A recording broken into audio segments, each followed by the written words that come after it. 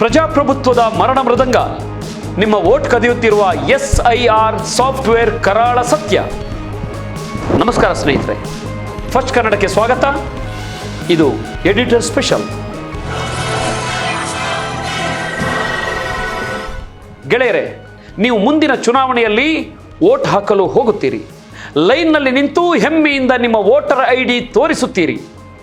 ಆದರೆ ಅಲ್ಲಿದ್ದ ಅಧಿಕಾರಿ, ಸಾರಿ ಬಾಸ್, ನಿಮ್ಮ ಹೆಸರೇ ವೋಟರ್ ಲಿಸ್ಟ್ನಲ್ಲಿ ಇಲ್ಲ ಎಂತಾನೆ.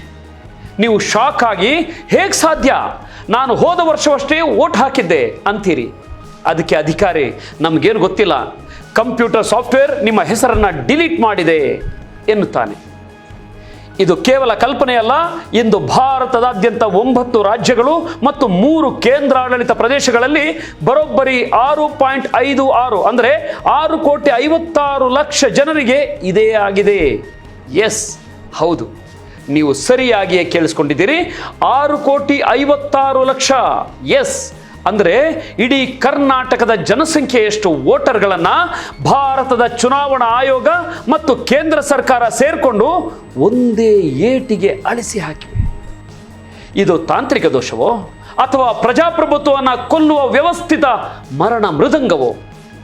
ಬನ್ನಿ, ಇವತ್ತು ಈ ಕರಾಳ ಸತ್ಯವನ್ನ ಈ ಎಡಿಟರ್ ಸ್ಪೆಷಲ್ ಕಾರ್ಯಕ್ರಮದಲ್ಲಿ ಅಂಕಿಅಂಶಗಳ ಸಮೇತ ನಮ್ಮ ಯುವ ಜನತೆಗೆ ಅರ್ಥವಾಗುವ ಹಾಗೆ ಬಿಡಿಸಿಡುತ್ತೇನೆ. ಏನಿದು SIR ಮತ್ತು ಸಾಫ್ಟ್ವೇರ್ನ ಕರಾಮತ್ತು? ಮೊದಲಿಗೆ ಈ SIR ಅಂದರೆ ಏನು ಅಂತ ಅರ್ಥ ಮಾಡಿಕೊಳ್ಳೋಣ. SIR ಅಂದರೆ ಸ್ಪೆಷಲ್ ಇಂಟೆನ್ಸಿವ್ ರಿವಿಷನ್, ವಿಶೇಷ ತೀವ್ರ ಪರಿಷ್ಕರಣೆ. ವೋಟರ್ ಲಿಸ್ಟ್ನಲ್ಲಿರುವ ಸತ್ತವರ, ಊರು ಬಿಟ್ಟು ಹೋದವರ ಹೆಸರುಗಳನ್ನು ತೆಗೆದು ಲಿಸ್ಟನ್ನು ಕ್ಲೀನ್ ಮಾಡುವ ಸದುದ್ದೇಶದಿಂದ ಈ ಪ್ರಕ್ರಿಯೆ ಶುರುವಾಯಿತು ಅಂತ ಚುನಾವಣಾ ಆಯೋಗ ಹೇಳುತ್ತೆ.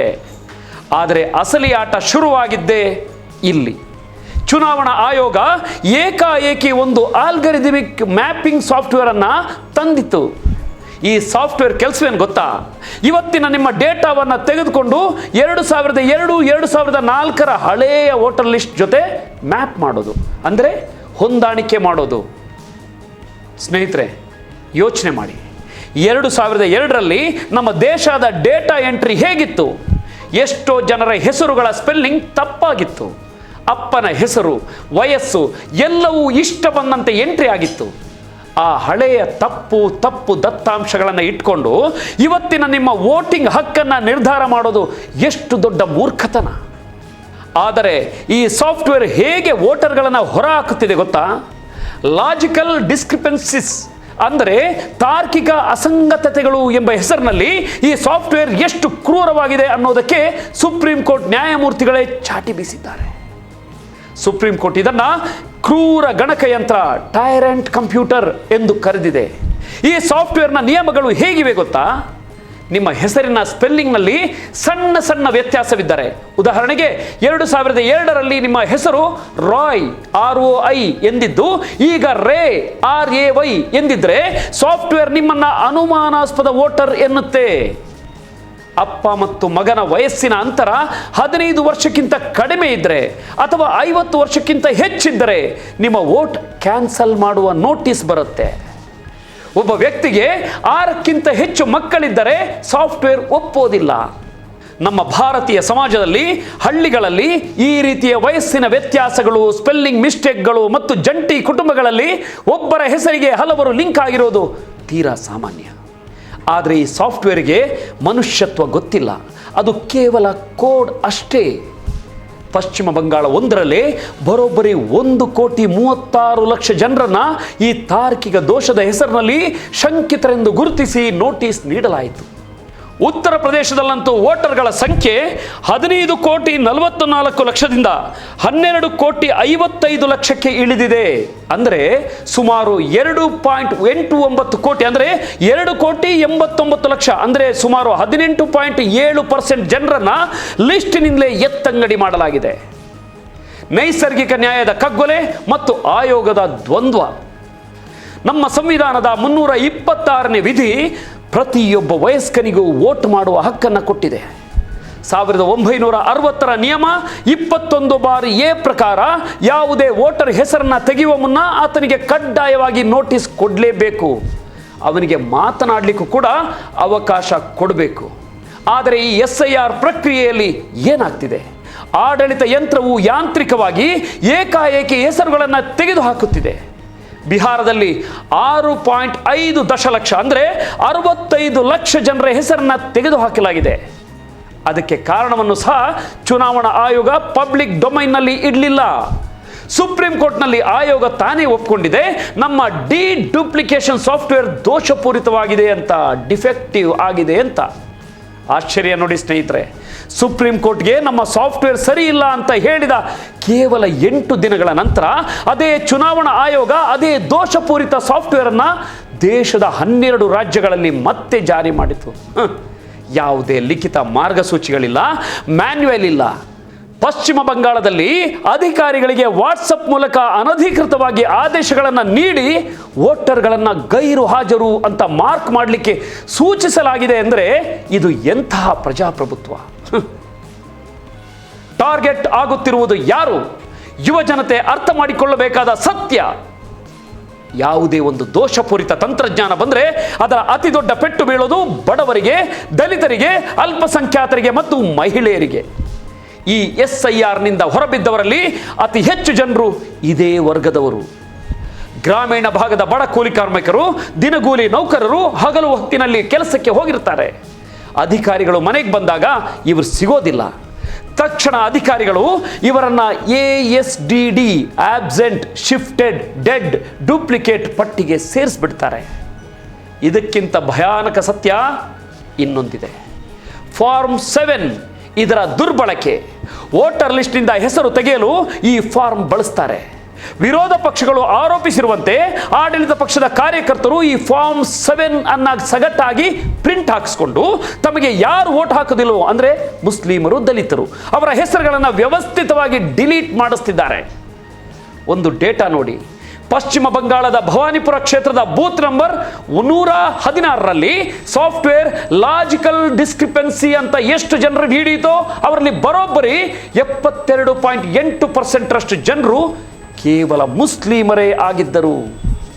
ಫಾತಿಮಾ ಬೇಗಂ ಅನ್ನೋ ಹೆಸರು ಆಧಾರ್ ಕಾರ್ಡ್ನಲ್ಲಿ ಫಾತಿಮಾ BGM ಎಂದಿದ್ರೆ ಸಾಕು, ಸಾಫ್ಟ್ವೇರ್ ಆಕೆಯನ್ನು ಡಿಲೀಟ್ ಮಾಡುತ್ತೆ.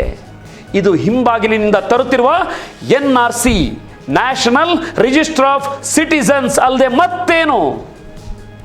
ನೀವು ಜೀವಂತವಾಗಿದ್ದೀರಿ, ನೀವು ಭಾರತದ ಪ್ರಜೆಗಳು ಅಂತ ಸಾಬೀತುಪಡಿಸುವ ಜವಾಬ್ದಾರಿಯನ್ನ ಈಗ ಸರ್ಕಾರ ನಿಮ್ಮ ತಲೆಗೆ ಕಟ್ಟಿದೆ. ಕರ್ನಾಟಕಕ್ಕೆ ಕಾದಿದೆಯ ಕಂಟಕ. ಏಪ್ರಿಲ್ 2026ರ ಎಚ್ಚರಿಕೆ. ಇದೆಲ್ಲ ಉತ್ತರ ಭಾರತದಲ್ಲಿ ಆಗುತ್ತಿರಬಹುದು, ನಮಗೇನು ಅಂತ ನೀವು ಸುಮ್ಮನಿದ್ದರೆ ಮುಂದೆ ದೊಡ್ಡ ಅಪಾಯ ಕಾದಿದೆ.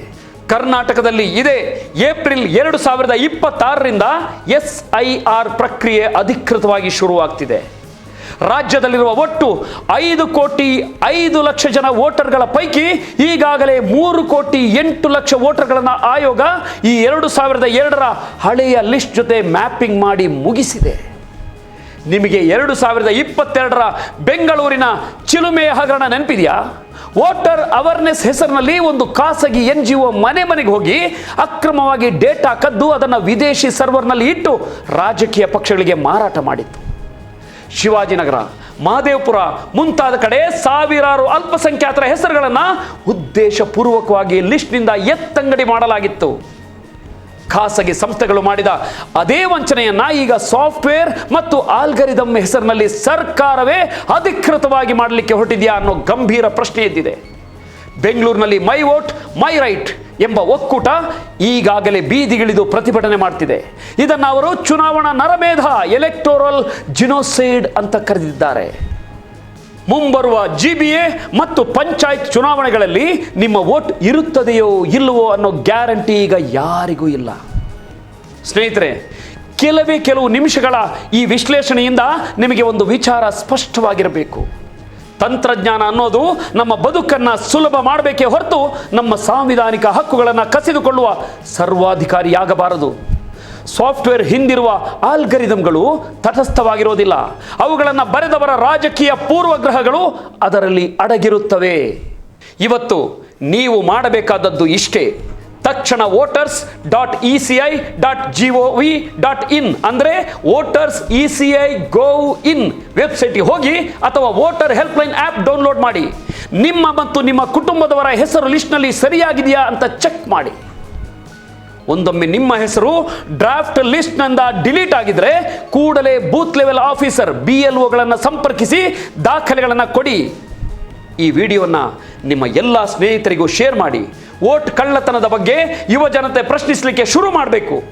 ಚುನಾವಣಾ ಆಯೋಗ ಒಂದು ನಿಷ್ಪಕ್ಷಪಾತ ಸಂಸ್ಥೆಯಾಗಿ ಉಳಿಯಬೇಕಾದರೆ ಈ ಮರಣ ಮೃದಂಗ ಬಾರಿಸುತ್ತಿರುವ ಡಿಜಿಟಲ್ ಸಾಫ್ಟ್ವೇರ್ ಅನ್ನು ಪಬ್ಲಿಕ್ ಆಡಿಟ್ಗೆ ಒಳಪಡಿಸಲೇಬೇಕು. ಪ್ರಜಾಪ್ರಭುತ್ವ ಉಳಿಯುವುದು ನಾವು ಜಾಗೃತರಾದಾಗ ಮಾತ್ರ. ನಿಮ್ಮ ವೋಟ್ ನಿಮ್ಮ ಹಕ್ಕು. ಅದನ್ನು ಯಾವುದೇ ದೋಷಪೂರಿತ ಸಾಫ್ಟ್ವೇರ್ಗೆ ಬಲಿಯಾಗಲು ಬಿಡಬೇಡಿ. ಇದು ನಮ್ಮ ಮತ್ತು ನಿಮ್ಮ ಮತದಾನದ ಹಕ್ಕಿನ ಕುರಿತಾದ ಜವಾಬ್ದಾರಿಯ ವಿಡಿಯೋ. ಇದು ಕೇವಲ ಸುದ್ದಿ ಅಥವಾ ಸುದ್ದಿ ವಿಶ್ಲೇಷಣೆ ಮಾಡಿ ಹೋಗುವ ಜಾಯಮಾನ ನಮ್ಮದಲ್ಲ. ಇದೊಂದು ಚಳವಳಿ. ನೋಡ್ತಾ ಇರಿ ಫಸ್ಟ್ ಕನ್ನಡ, ಆಗೋದೆಲ್ಲ ಒಳ್ಳೆಯದಕ್ಕೆ. ಜೈ ಹಿಂದ್, ಜೈ ಕರ್ನಾಟಕ.